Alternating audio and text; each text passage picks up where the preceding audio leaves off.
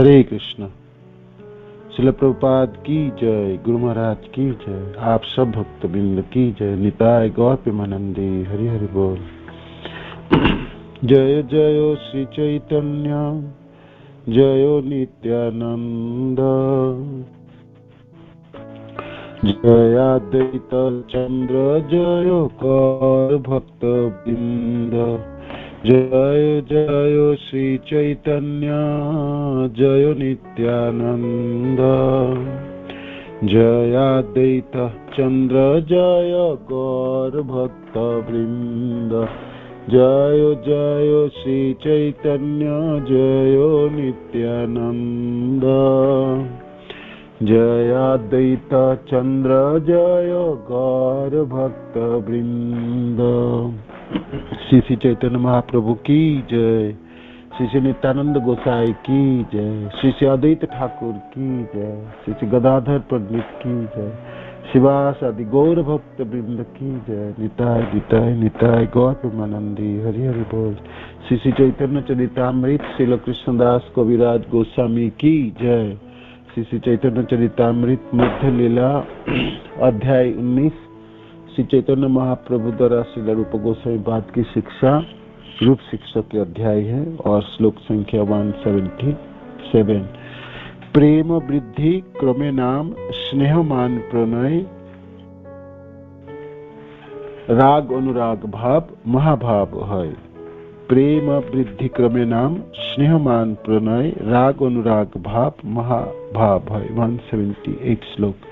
महाप्रभु प्रेम के ऊपर के स्तर बता रहे हैं, तो उनमें से साधन भक्ति होते है रतिर उदय, रति गाढ़ होइले तार प्रेम नाम कहे। साधन भक्ति से रति उत्पन्न होती है। रति शब्द का अर्थ है, रति है आसक्ति। साधन भक्ति होते है रतिर उदय, रति उत्पन्न होती है, आसक्ति उत्पन्न हो जाती है साधन भक्ति से। रति गाढ़ होइले तार प्रेम नाम कहे। रति जब गाढ़ होती है, गाढ़ता प्राप्ति होती है, आसक्ति में जो गाढ़ता आ जाती है तो उसको प्रेम कहलाता है। प्रेम वृद्धि क्रमे नाम स्नेह मान प्रणय, राग अनुराग भाव महाभाव है। महाभाव है।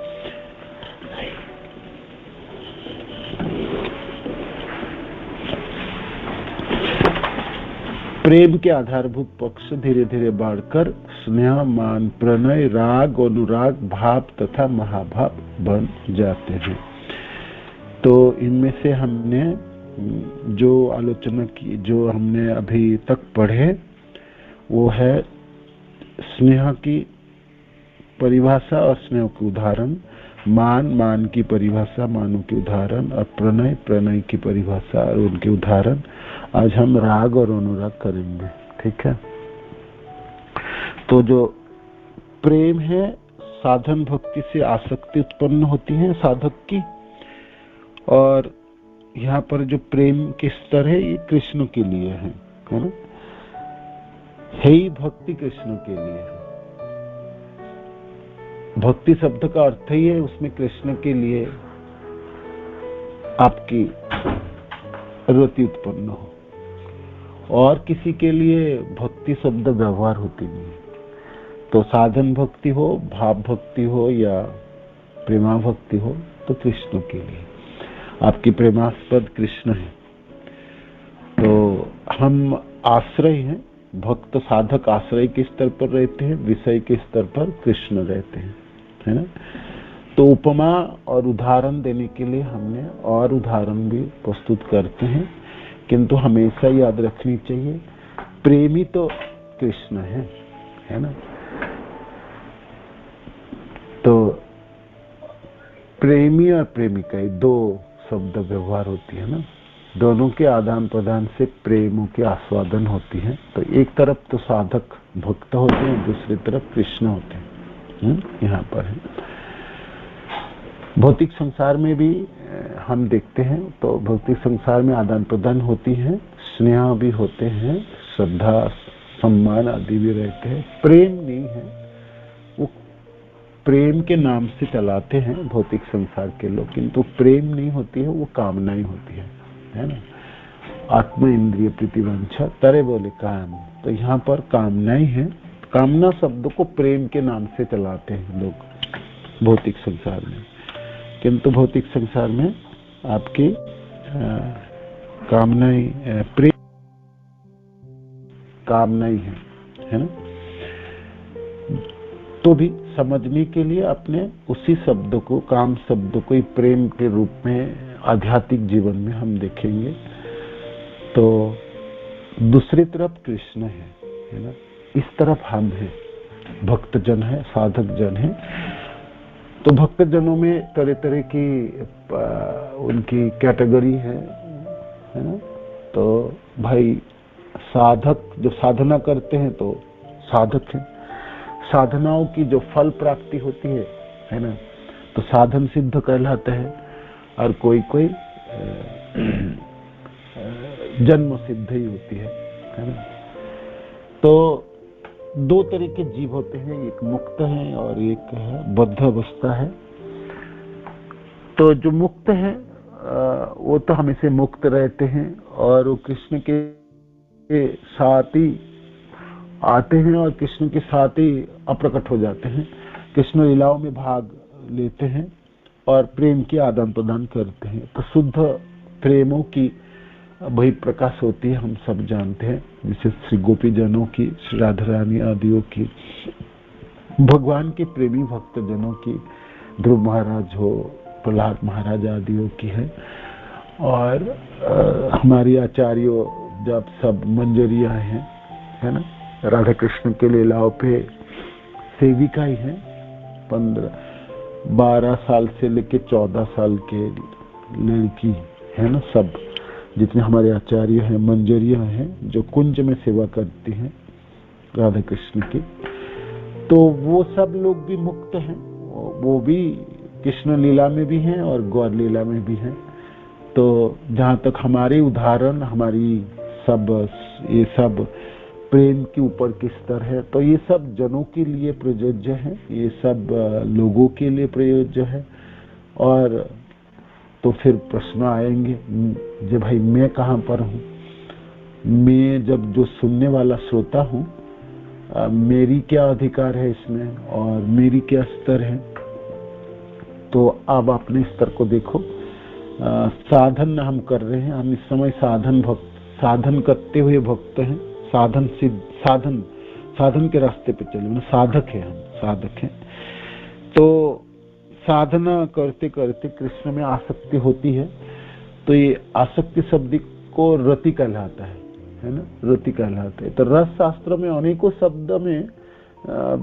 शब्द व्यवहार होते हैं आसक्ति के लिए, जैसे रति हो गई, फिर आपकी अब राग शब्द जो है, जो आज हमारे विषय वस्तु राग और अनुराग, ये दोनों शब्द, राग शब्द का अर्थ ही आसक्ति है ना, और अनुराग, अनु माने रागों के पीछे पीछे चलने वाले, राग हो गई तो रागों के साथ साथ प्रकट होने वाला अनुराग शब्द है ना। तो अनेकों जगह पे आप देखेंगे आसक्ति शब्द जो हिंदी में है, वो आप समझ में आपको रहेगा, तो फिर आगे की ये सब आप समझ पाएंगे, है ना। तो प्रेम जो शब्द है, रति गाढ़ हो लेता, अरे प्रेम नाम को, रति माने जो कृष्ण में आसक्ति जब गाढ़ होती है तो उसको प्रेम कहलाता है ना। थोड़ी सी समय के लिए है तो वो रति कहलाएगा, है ना। जैसे उदाहरण के तौर पर आपने नाम जब अच्छी तरह से किए सुबह, तो आंखों में अश्रु आ जाते हैं, रोने लगते हैं। आप थोड़ी सी समय, पूरे दिन नहीं रो पाएंगे हम गोपीजनों की तरह, किंतु थोड़ी सी फ्रैक्शन पे सेकंड आंखों में अश्रु आ जाते हैं या कंठ गदगद हो जाता है। तो ये रति की वही प्रकाश है, माने आसक्ति हुई कृष्ण में, कृष्ण के नामों में हो या कृष्ण में। जैसे गुरु महाराज को दर्शन किए तो आप आंखें छलक उठती है ना। तो वो भी थोड़ी सी समय के लिए होती है ना, फिर हमने स्वाभाविक हो जाते हैं, फिर वार्तालाप होती है, आदान प्रदान होती है। तो ये भी रति की एक उदाहरण है, माने आसक्ति है, आपके गुरु महाराज में आसक्ति है। तो आध्यात्मिक जीवन बड़ी सुंदर है, और उसमें ऐसा नहीं है सिर्फ कृष्ण में ही होनी, कृष्ण ही हो या कृष्ण जनों में हो। कृष्ण जनों में गुरुदेव आचार्य जन भी आते हैं, भक्त जन भी आते हैं, ठीक है। तो इसलिए गुरु आसक्ति, कृष्ण आसक्ति और गुरु आसक्ति बहुत भेद नहीं है, है ना। आचार्य जनों में आसक्ति तो कृष्ण आसक्ति माना जाता है, कृष्ण आसक्ति। तो ये आसक्ति शब्द आप व्यवहार करना है, उसको आपने याद करके रखिए। ये रति कहलाता है, ये रति कहलाता है। तो जहां तक हमने भाई ये वाला श्लोक पढ़े, तो हमारी क्या स्तर है, हमारी रति तो है ही, थोड़ी थोड़ी करके रति तो होती है। भागवत सुनने से भी आपकी रति आसक्ति बढ़ती है, कृष्ण में बढ़ ही जाता है। जो भी थोड़ा बहुत आसक्ति हमने कृष्ण में किए, सुन सुन के ही किए हमने अभी तक, है ना। भगवान कृष्ण के साथ प्रत्यक्ष आदान प्रदान तो हमारी है नहीं, हम मुक्त जीव भी नहीं है, हम तो बद्ध अवस्थाओं में हैं, है ना। और न हम गोलोकवासी रहे कभी, और न हम कभी वृंदावन में हमारा वास रही, है ना। वो तो गुरुदेव की कृपा से वृंदावन के बारे में पता चली हमको। गोलोक वृंदावन हो या भौम वृंदावन हो, दोनों वृंदावन हमारे लिए तो इस जीवन में ही पता चला है, पिछले जीवन में नहीं था, ऐसा नहीं है। तो हमारी बद्ध अवस्था है ना। और इस जीवन में भी बद्ध अवस्था ही है हमारे, अभी भी बद्ध अवस्था ही है। हमने साधन कर रहे हैं, बस साधन कर रहे हैं। हमेशा तो कृष्ण भावना भावित रहते नहीं है, कभी कृष्ण भावना भावित रहते हैं, कभी भौतिक भावना भावित रहते हैं। तो हमारी रति आसक्ति में व्यवधान होती है, माने विच्छेद होती है, काट काट के रति है हमारी। किसी दिन तो आंखों में अश्रु होगी, किसी दिन 4 दिन 10 दिन आप जपते रहो, कुछ होगी ही नहीं, बस जप लिया जी, है ना, जप लिया बस। और कोई दिन तो जपने में मन ही नहीं करता, किसी दिन अर्च विग्रह सेवा भी नहीं होगी, किसी दिन तो बिल्कुल कुछ नहीं हो, किसी दिन खूब अच्छी तरह से हो जाता है ना। तो हमारे में व्यवधान है, हमारी रति में व्यवधान है। तो रति कभी कभी होती है, माने कभी कभी आपका ये भावना प्रकट हो जाता है। तो ये साधन भक्ति के लक्षण है, ये साधन भक्ति है ना, साधन भक्ति है। आप किसी दिन भगवान कृष्ण को देख के रोने लगो, तो इसका अर्थ नहीं है आप बिल्कुल प्रेम हो गए कृष्ण से। हाँ, आपकी भावना उमड़ आई कुछ समय के लिए, कुछ मुहूर्त, कुछ पलों के लिए, तो ये रति के लक्षण है, ये रति के लक्षण है, ठीक है ना। तो ये रति कहलाता है, ये राग नहीं कहलाता है ना। राग और रति दोनों शब्द अलग है, पृथक है ना। हम दोनों को कभी कभी एक साथ व्यवहार कर लेते हैं। ये राग शब्द की क्या अर्थ है और रति शब्द की क्या अर्थ है और आसक्ति की क्या अर्थ है, तीनों शब्द पृथक पृथक अवस्थाओं में व्यवहार होते हैं। आसक्ति तो हिंदी शब्द है, किसी चीजों के प्रति आसक्त होना, माने आप उसके बिना आपको चलने वाले नहीं है ना, वह उसी में रचा पचा रहता है। जैसे आप मिठाई खाने के बड़े शौकीन है, तो रसगुल्ला खाने में है, तो रसगुल्ले में आप आसक्त हैं, तो आसक्ति शब्द व्यवहार होती है। तो आसक्ति शब्द भौतिक वस्तुओं के लिए व्यवहार होती है। रति शब्द सिर्फ कृष्ण के लिए व्यवहार होगी, है ना। रति शब्द वो भी आसक्ति है, कृष्ण में आसक्ति है, सिर्फ कृष्ण में आसक्ति है, उसको समझाने के लिए रति शब्द व्यवहार किया जाता है, ठीक है। ये याद रखिएगा, तभी आपने आगे के समझ में आएंगे, ठीक है। तो रति गाढ़ हो ही लेता है प्रेम नाम का, तो उसको प्रेम कहता है। जब रति गाढ़ हो जाती है, प्रगाढ़ हो जाती है, जो अविच्छिन्न रहती है, भेद नहीं होती है, उसमें कटा हुआ नहीं होती है, हर दिन बढ़ते चली जाती है, उसको प्रेम कहलाता है। आज कृष्ण में जिस प्रकार की मात्रा है प्रेम की, कल आपकी जो प्रेमी भक्तजन है उसकी मात्राएं वर्धन होती है, बढ़ती है, वो घटेगी नहीं, कम नहीं होगी। हमारी साधन भक्ति के स्तर में क्या होता है, कभी कभी साधन बहुत अच्छी होती है, कभी कभी खराब हो जाता है, तो हमारे जिग-जग ग्राफ चलते, कभी ऊपर चलेगी, कभी नीचे आएगी, ऊपर चलेगी, कभी नीचे, है ना। किंतु कालक्रम में बढ़ता है। पिछले साल हमने जो भक्ति की, इस साल मेरे भक्ति की मात्रा मेरा बढ़ी है ना। नहीं बढ़े तो फिर साधन भी ठीक से नहीं हो रहा है, माने साधन में भी गड़बड़ी होगी, है ना। तो माने ठीक है, रोज उठेगी ना, नीचे चले जाएगी, है ना, तो ग्राफ आप जानते हैं ना, जैसे कोई आपने मैथ की स्टूडेंट हो तो कभी कभी ग्राफ होता है, लीनियर ग्राफ बोलते हैं एकदम, और कोई लाइन ग्राफ होती है ना, इस तरह का होती है ना। तो जिगजैग चलती है, किसी दिन तो नीचे चलेगी, किसी दिन ऊपर, किसी दिन, किंतु 10 दिन की ग्राफ बनाओगे तो देखो थोड़ा सा चढ़ी है, ऊपर है, 10% से 15, 15 से 20, 20 से 25 ऐसे हुई। तो आप देखो भाई, आपकी जो ग्राफ है भक्ति की, पिछले साल दिवाली में आप कृष्ण को जितना प्रेम करते थे,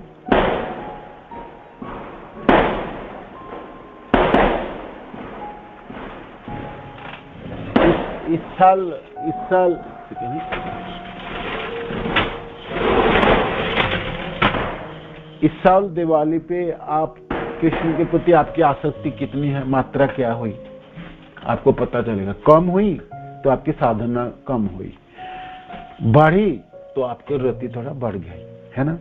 किंतु जो लोग प्रेमी लोग हैं ना, जो भगवान कृष्ण के प्रेमी भक्त है, प्रेम के स्तर पे हैं, उन लोगों की कम नहीं होगी, कभी कमेंगे नहीं, उनके ग्राफ कमने वाला नहीं, वो बढ़ने वाला, हमेशा बढ़ते चली जाएंगे।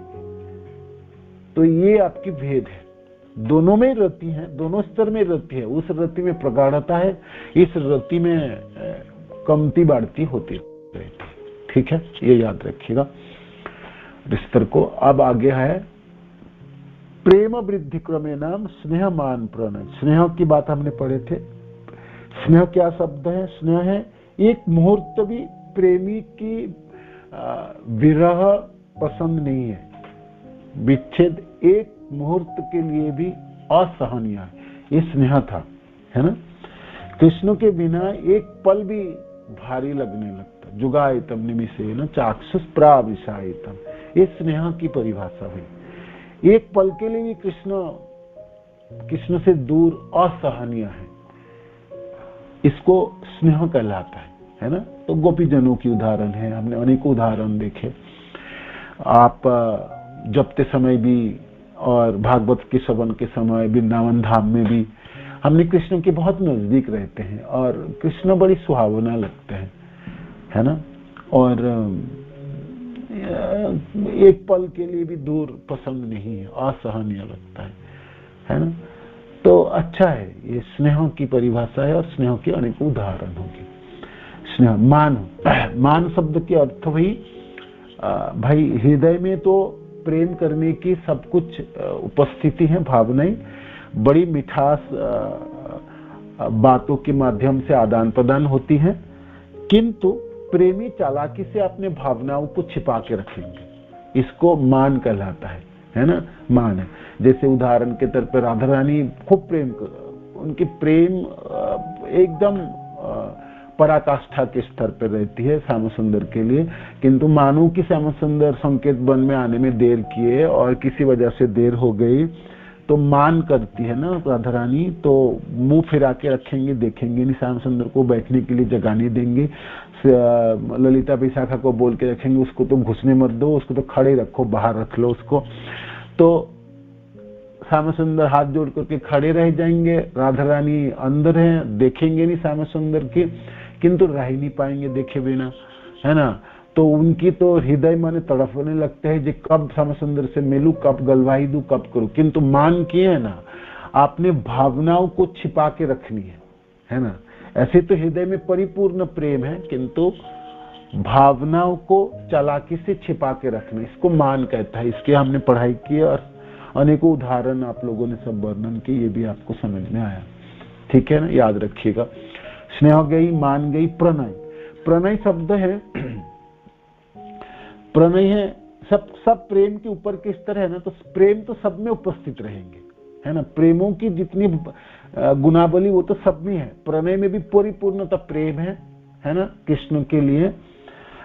और कृष्ण को सम्मान पाने के योग्य हैं, वो सबसे बड़े व्यक्ति हैं और उनसे भाई साधक तो हर तरह से सम्मान देते ही हैं। किंतु कभी कभी क्या होता है, प्रणय शब्द, प्रणय की परिभाषा है प्रेम पाने की पूरी उनमें गुणावली है, किंतु उनको टाला जाता है ना, उनको टाला जाता है, उनको दिया नहीं जाता है ना। प्रेम पाने की पूरी गुणावली है, उसमें पूरी सामर्थ्यता है और प्रेम पाने के लिए वो हर तरह से अधिकारी है, पात्र है, किंतु उनको किसी वजह से टाला जाए, दिया ना जाए, ये प्रणय कहलाता है। ये प्रणय लीला होती है ना, प्रणय है। ये अनेकों उदाहरण गुप्त सखाओं के बीच के साथ आचरण करते समय भगवान श्री कृष्ण के प्रणय की उदाहरण दिया जाता है। जैसे कि खेल खेल में हार गया तो कहता कान्हा तू तो हार गया और कंधों में चढ़ाने की बात आई, अब चढ़ा ले, नहीं चढ़ाएगा तो कल से खेलने नहीं दूंगा, श्री राम ने धमकी दिया। तो भगवान बेचारा क्या करेगा, कंधों में चढ़ाने। भगवान कृष्ण थोड़ी सी छोटे कद के होते हैं और थोड़ा सा कोमल शरीर है उनके, और इतने बड़े सिद्धांत को चढ़ा लेंगे कंधे में तो चल ही नहीं पाता। कहते चल पाए या ना पाए, तू तो वहां तक धोके ले चल। यहाँ पर भगवान तीनों लोगों के अधीश्वर है, जिसके भ्रुकुटी मात्र से सारे संचालित त्रस्त रहता है लोकपाल। अब बताओ, उसके कंधों में चढ़ के कहता है तू वहां तक छोड़ के आ, नहीं तो तेरे को कल से खिलाऊंगा नहीं। तो ये भगवान हर तरह से उसको सम्मान पाने की जगह है वो, किंतु उनको टाला जा रहा है। ये प्रणय है, ये प्रणय है ना, ये प्रणय है। अनेक उदाहरण आप सबों ने प्रस्तुत किए, बड़े सुंदर है ना। स्नेह, मान और प्रणय गई। अब आई राग और अनुराग, है ना। यहाँ पर राग शब्द जो है ये रति नहीं है ना। राग शब्द की कभी कभी हमने हिंदी पर्यायवाची शब्द व्यवहार करते आसक्ति, अब ये राग है। राग शब्द की परिभाषा भक्ति सिद्धांत सरस्वती ठाकुर बताते हैं, उज्जवल नीलमणि में है, उसकी परिभाषा मैं आपको बता देता हूं फिर, है ना। राग है शब्द, राग और अनुराग। हिंदी मानो कि राग शब्द किसी को बोलने के लिए आप बोलोगे तो राग की क्या अर्थ है, तो आप बोलोगे आसक्ति, है ना। अनुराग क्या क्या अर्थ है, राग के पीछे पीछे चलने वाला, माने आसक्ति तो है ही है, आसक्ति जनित कुछ लक्षण प्रकटित हो जाएगा शरीरों में या भावनाओं में, उसको अनुराग कहलाता है। किंतु ये आसक्ति नहीं है, ये प्रेम के ऊपर की स्थिति है। तो आइए देखते हैं राग क्या है। भक्ति रसायन सिंधु में राग शब्द की परिभाषा रूप गोस्वामी पाद बताते हैं, जो इस श्लोक के तात्पर्य में भी लिखा है। श्रील प्रभुपाद इस यहाँ पर कोट करते हैं, है ना। राग, राग शब्द है, ठीक है। स्नेह स राग येन, स्नेह स राग येन। राग स्नेह है, स्नेह मान प्रणय, राग अनुराग। तो बड़ी सुंदर है, आपको बताता हूं। प्रेम के ऊपर के स्तरों में हर चीजों में प्रेम तो है ही है, प्रेम के सारे लक्षण हैं। तो स्नेह में जो चीज है, स्नेह मान, मान में स्नेह भी छिपा हुआ है, मान में स्नेह भी होगी, है ना। और फिर स्नेह मान प्रणय, प्रणय में स्नेह भी है, मान भी है और प्रणय के लक्षण है, ठीक है।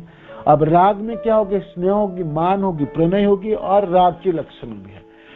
तो राग वो स्नेह है, स्नेह सरागयेन, राग स्नेह ही है, स्नेह की अवस्था है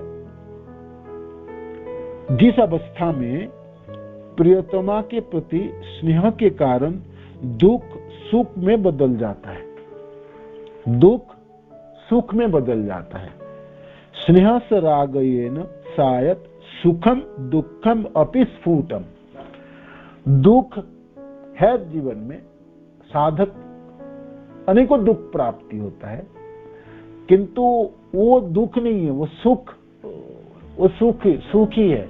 लगता बाहर से देखने में जी तो दुख झेल रहा है, किंतु दुख नहीं है, सुख है, सुख प्राप्ति करता है ना। वो स्नेह जो दुखों को,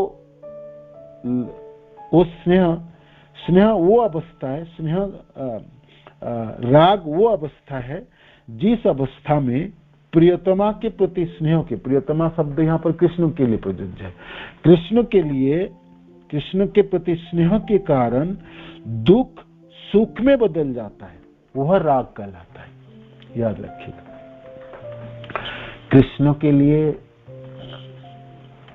स्नेह की अवस्था है, स्नेह है आपकी। अब स्नेह की क्या परिभाषा थी, एक भी पल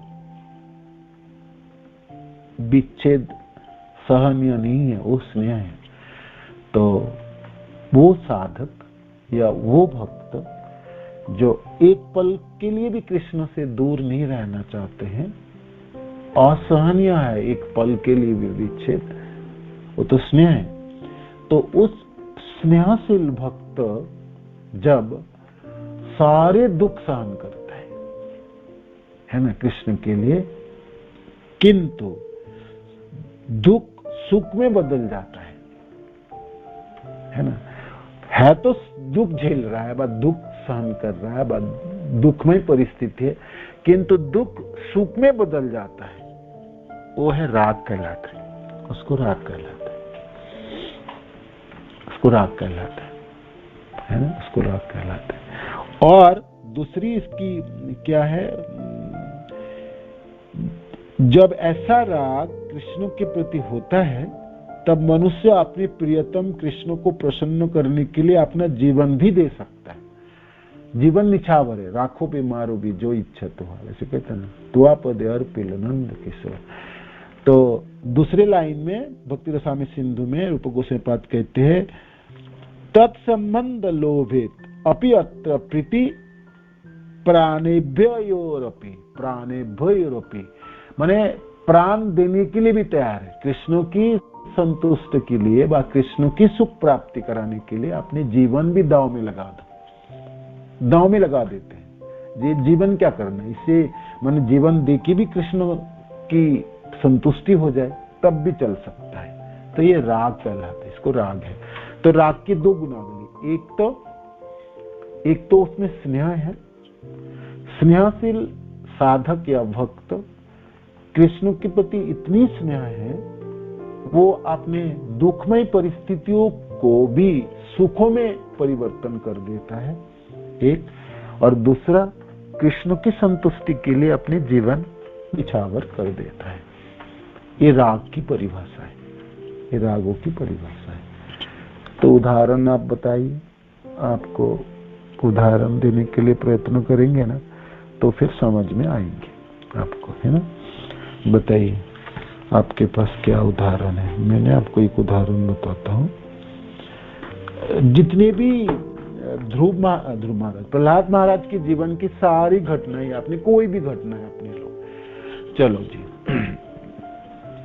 गुरुकुल से वापस आए, पिता ने पूछा क्या सीखा पुत्र, तो कहते हैं ना, श्रवणम कीर्तनम विष्णु स्मरणम पाद सेवनम अर्चनम बंदनम दास्यम सख्यम आत्मनिवेदनम। प्रहलाद महाराज के श्रीमुख से लाइन सुनते ही एकदम आग बबूला हो गए थे।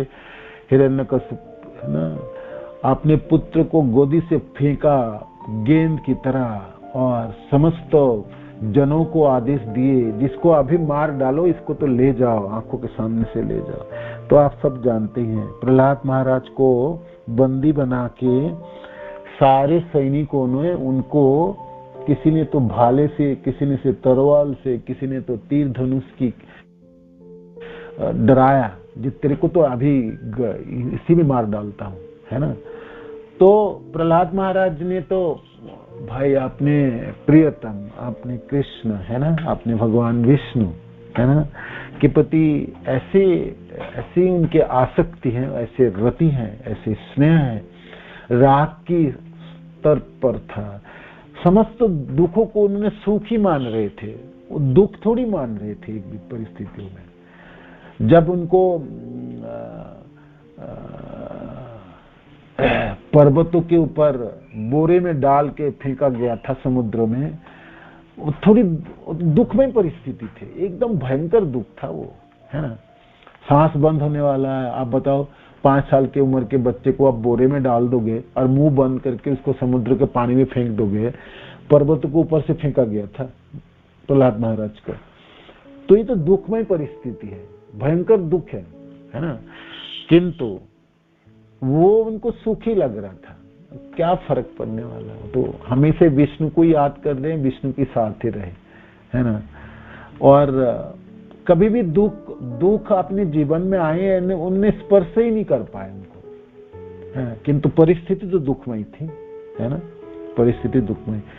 आप उन्माद पागला हाथी के पांव में कुचलने के प्रयास, या सर्प से कटाने के लिए प्रयास, या जलते हुए आगों में बैठ जाना, है ना, आग जला देना चारों तरफ। तो जो जितने भी सताया होगा हिरण्यकश्यप उनके सैनिकों ने, और पिता हो के पुत्र को मारने के लिए जितने भी प्रयास किए, सब तो दुख ही था, है ना। तो हर उदाहरण आपकी रागों की होगी, राग की उदाहरण होगी प्रहलाद महाराज के जीवन में जितनी भी घटनाएं घटी, है ना। किंतु हर परिस्थिति में, जिस अवस्था में प्रियतमा के प्रति स्नेह के कारण दुख सुख में बदल जाता है, दुख सुख में बदल जाता है, यह राग कहलाता है, यह राग कहलाता है। एक पल के लिए भी प्रहलाद महाराज की ये दुख ना थी, है ना, ये राग थी, विष्णु के प्रति राग, भगवान कृष्ण के प्रति राग थे, है ना, राग थे। अपने गुरुदेव नारद जी की कृपा से माँ के गर्भ से ही उन्होंने श्रवण की और अद्भुत आसक्ति उत्पन्न कर ली थी, है ना। साधन भक्ति तो उन्होंने माँ के गर्भ से शुरू करके पूरी कर ली थी, भाव की दशा प्राप्ति हो गई थी, और तब प्रेम के स्तर पे पहुंच के, है ना, प्रेम के स्तर पे पहुंच गए थे, प्रेम के स्तर पे पहुंच गए। नहीं तो हिरण्यकश्यप को सामने खड़े होके कौन कहे श्रवणम कीर्तनम विष्णु स्मरणम पाद सेवनम, है ना। असुर कुल में जन्म होके सारी परिस्थिति विपरीत थी, है ना, सब कुछ विपरीत परिस्थिति थी, अनुकूल न था, सब कुछ प्रतिकूल था, किंतु ऐसे अद्भुत उन्होंने भक्ति संचालन की नारद जी की कृपा से, भगवान कृष्ण की कृपा से, है ना। तो राग की स्तर की ये सब उदाहरण है ना, सारे उदाहरण राग के स्तर के उदाहरण। दुख सुख में बदल जाता है, दुख सुख में बदल जाता है ना।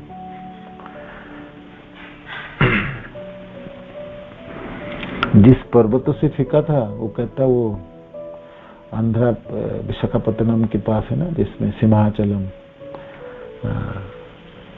पर्वत है, वो सिंहाचलम, वहां से फेंका गया था प्रहलाद महाराज को। भगवान हमेशा ग्रहण किए, है ना। कृष्ण कौन मारेगा उनको, बाल बका कर सकता है, जो राखी कृष्ण मारे के और मारे कृष्ण राखी के, है ना। राग की अवस्था है, रागों की स्थिति में, हर पल पल में रागों की स्थिति।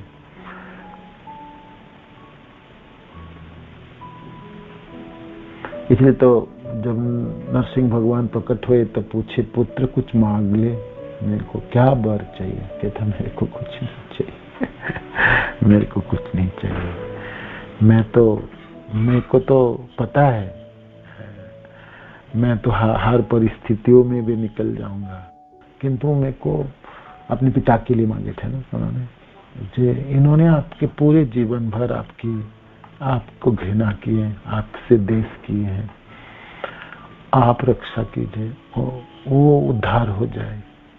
तो भगवान ने कहा, जिस वंश में भक्त हो मेरा, तो उनकी तो 7 पीढ़ी आगे की और पीछे की सब उद्धार हो जाते हैं।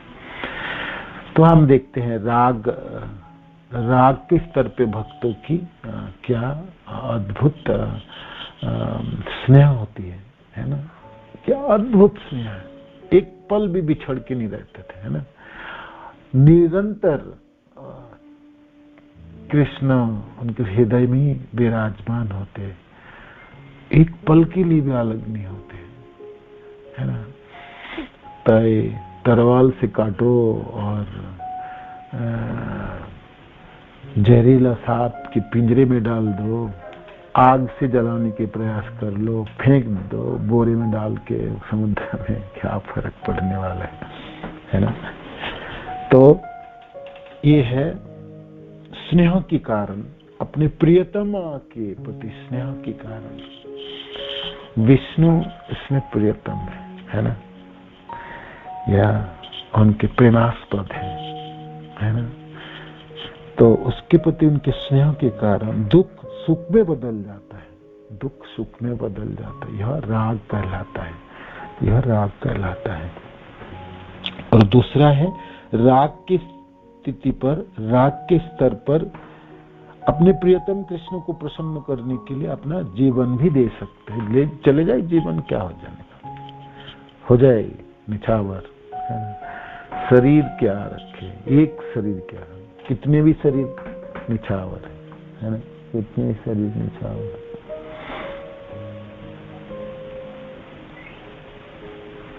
श्रील प्रभुपाद जब प्रचार कार्य के लिए विदेश यात्रा की तो हार्ट अटैक हो गई, सी सिकनेस।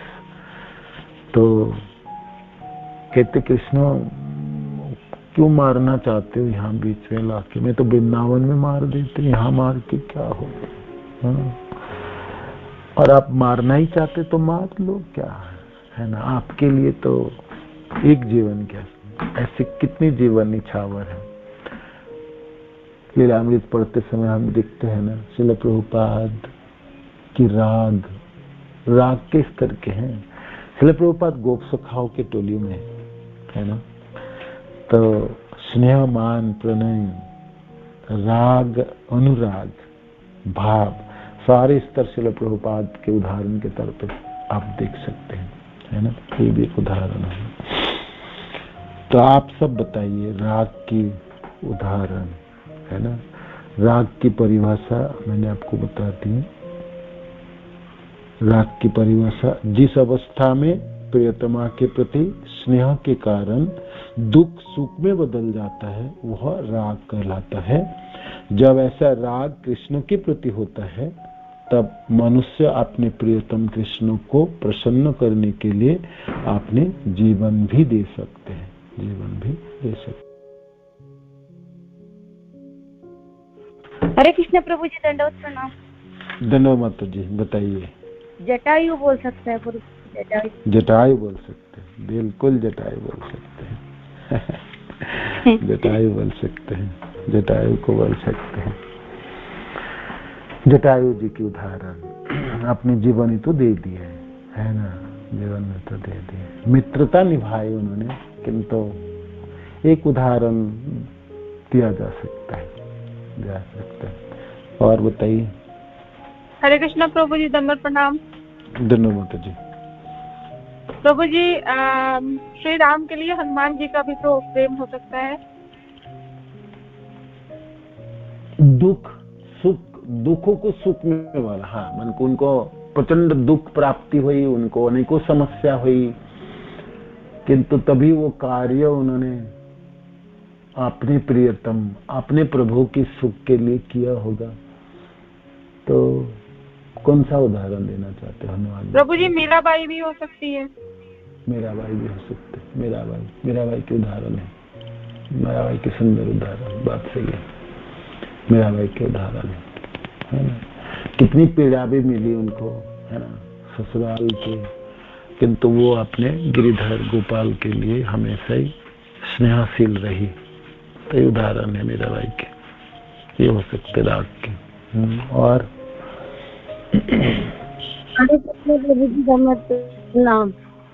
धन्यवाद।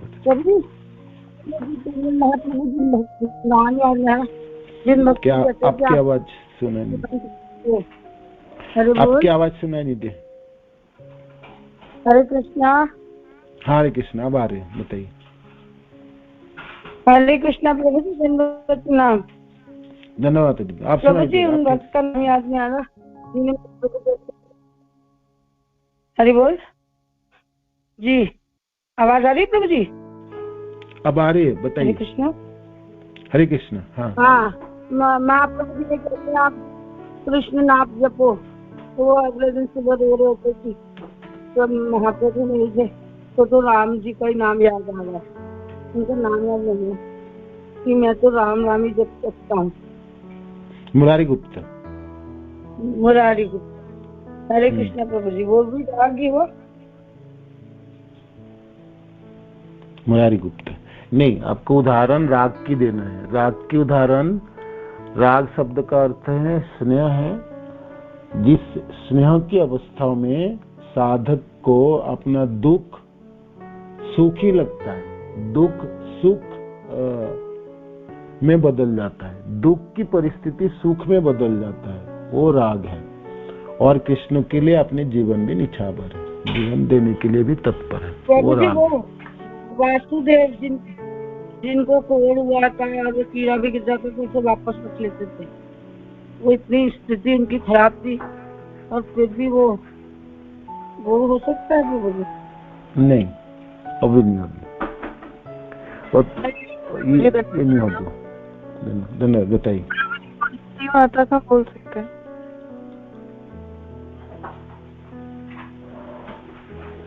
हाँ, किस अर्थ में बताओ, आपको संज्ञा में लगानी पड़ेगी, बताओ। दुखों को सुख में बदल देता है, दुख सुख में बदल जाए। हाँ हाँ, दुख सुख में बदल जाए।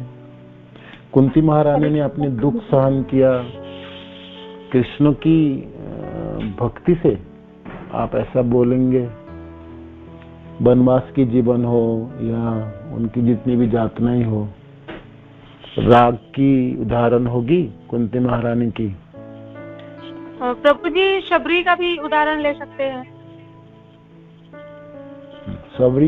शबरी माता की जीवन तो पूरे राग की स्थिति था, ये ठीक है, ये उदाहरण होगी। शबरी माता। अरे कृष्ण प्रभु जी, कोलेवती श्रीधर का भी उदाहरण दे सकता है। किनके? कोलेवती श्रीधर। आप बताओ उसको थोड़ा। कोलेवती श्रीधर है वो। कोलावेचा श्रीधर, हाँ, कोलावेचा श्रीधर, कोलावेचा श्रीधर की उदाहरण। कोलावेचा श्रीधर ब्राह्मण थे, गरीब थे, वो रोज थोड़ बेचता था, केले के फूल बेचता था और केले के पत्ते से बने दोना बेचता था। और महाप्रभु आके रोज खरीद ले जाते हैं। जे तू तो बड़ा धनी व्यक्ति है, इतना पैसा कहाँ रखोगे, मेरा को दे दो। 1 पैसे का चीज तुमने 2 रुपया में क्यों बेचते हो, ये करते हो करते हो, फिर उधार मैंने पैसा देंगे नहीं, लेके जाएंगे। तो ये था महाप्रभु की डेली की। तो यहाँ पर राग की उदाहरण कैसे होगी? सुख दुखों को सुख में, हाँ, ये होगी। क्योंकि वो बाद में वो क्या किया, वो बहुत दुख होता भी, वो चैतन्य महाप्रभु ही उनको बुलाया, वो बहुत। हाँ, वो बहुत दुख, वो उनकी तो भाई 2 आने की या 4 आना उनका वो था, बेचने के लिए केले के पत्ते लाता था। उसमें से 1 आना तो महाप्रभु ही लेके चले जाएंगे और पैसा भी नहीं देंगे। तो ऐसा परिस्थिति में वो दुखमय परिस्थिति है, देखा जाए बहुत दुख है। माने आप मानो कि जिसको 1 आना की आमदनी है और वही ना मिले उनको, तो उस दिन वो भूखा रहना पड़ेगा, किंतु तभी भी वो महाप्रभु को देते थे और वो उनके लिए सुखी था। और इसीलिए तो जब महाप्रकाश लीला के समय कोलावेचा श्रीधर कहे गौरहरि, महाप्रभु ने पूछा मांगो क्या मांगते हो? उन्होंने कहा मेरे को कुछ नहीं चाहिए, मेरे को तो यही चाहिए, आप ब्राह्मण के रूप में आओ और मैं केले की पत्ते बेचता रहूं और आप मेरे से छीन के ले जाओ, मेरे को तो यही चाहिए। मेरे को मुक्ति कुछ चाहिए नहीं। ये बड़ा सुंदर उदाहरण है, ये बिल्कुल राग की उदाहरण है, ये राग की उदाहरण। या हरे कृष्ण। हरे कृष्ण प्रभु जी, प्रणाम। धन्यवाद, बताइए प्रभु जी। सुदामा जी का भी हो सकता है ना? सुदामा जी इतना दुख थे, उनको एक दाना भी नहीं था, फिर भी वो हमेशा भगवान के लिए धन में रहते थे प्रभु जी। चाहे उन्हें कुछ भी मिले, चाहे कुछ भी होता था, वो भी दे देते थे प्रभु जी। सुदामा जब मांगने के लिए चलना शुरू किया था तब तो उदाहरण नहीं होगी, किंतु जो वापस जा रहे थे, जब भगवान से मिले भी हैं और भगवान को वो चावल खा भी लिए और सब कुछ हो गई और भगवान से बड़ी सम्मान पाके वो वापस जब जा रहा था, जब वो द्वारका से अपने सुदामापुरी की तरफ वापस, अपने घरों की तरफ वापस जा रहे थे, उन्होंने सोचा अच्छा हुआ, कुछ नहीं मिला, मैंने ठीक हुआ, है ना। लौटते समय उनकी जो मनोदशा है वो ये उदाहरण है रागों की होगी, है ना। तो बहुत दुखी होके और विडंबना के साथ वो आए थे, उनके पत्नी ने उनको कहा था, किंतु उनको मिला कुछ नहीं था, किंतु वो दुख में ही परिस्थिति था, अपने दुखी था सबको हर एक तरह से, किंतु उनको सुख प्राप्ति हुई। जब मैं मित्र को देखा, बस मैंने दर्शन किया, है ना, मेरे मित्र को अनेकों दिन बाद दर्शन हुआ, कुछ ना मिले तो ना मिले, क्या क्या फर्क पड़ने वाला है ना। तो ये जो मनोदशा थी सुदामा की, वो महल बन गया, वो सब तो वो जाके उसको पता चला, है ना, किंतु उन्होंने सोचा कि ठीक है, मेरे को कुछ नहीं चाहिए, मेरे को चाहिए ही नहीं कुछ मेरे को चाहिए नहीं, मेरा दुख में ही जीवन ठीक है। कृष्ण मेरा मित्र के प्रति मेरा ऐसे स्नेह हमेशा रहे और मैं मित्रता निभा पाऊं, है ना। तो ये मनोदशा उदाहरण के तौर पे व्यवहार होगी, राग के उदाहरण के तौर पे व्यवहार होगी, बिल्कुल होगी, ठीक है ना, होगी। इसको सुदामापुरी बना के भी ना देते, सुदामापुरी ना भी बना के देते, महल बना के भी ना देते द्वारकाधीश, तब भी उनकी स्थिति रहती है, मनोदशा ऐसे ही रहती है, वो सुख में ही रहते हैं। उन्होंने तो द्वारकापुरी छोड़ते समय ही उन्होंने बड़े आनंद के साथ ही वापस आ रहे थे। उस समय उसको पता नहीं था जब मेरे को सब कुछ प्राप्ति हो गया, मेरे को सुदामापुरी बना दिया, महल बना दिया, नहीं पता था उनको। है मेरे मित्र से मिला और ठीक है, मेरा मित्र ने मेरा सत्कार किया और अच्छा किया मेरे को, और मेरी स्नेह इस प्रकार ही रहे कृष्ण के प्रति, और हमेशा मैंने उनको याद करूं और हमने मित्रता भी निभा पाऊं, है ना। तो उन्होंने ये नहीं सोच रहा था कि मेरे मित्र ने मेरे को कुछ नहीं दिया, है ना, कुछ नहीं दिया, ऐसा नहीं सोच रहे थे। तो अपने दुख की परिस्थितियों को उन्होंने सुख में ही मान रहे थे और माने भी है। तो ये एक उदाहरण होगी, एक उदाहरण राग की होगी, उदाहरण होगी। हरे कृष्ण।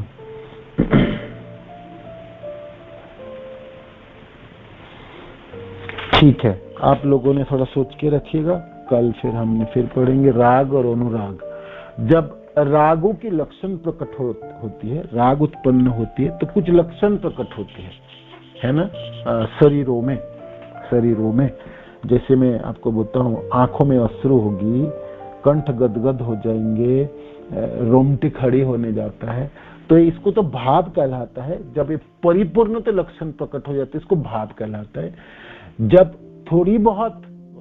थोड़ा बहुत उसको मात्राएं पता चल जाती है, तब अनुराग कहलाता है, तब अनुराग होती है। तो रागों की एक दशा है, रागों की एक वृत्तियां हैं जो अनुराग हो, तो वो कल हम पढ़ेंगे, सुनेंगे। आप लोगों को सब उदाहरण ढूंढ के लाना है, याद करके लाना है राग की, और क्यों रागों की उदाहरण में आएगा वो भी आपको बताना है। रागों की संज्ञा है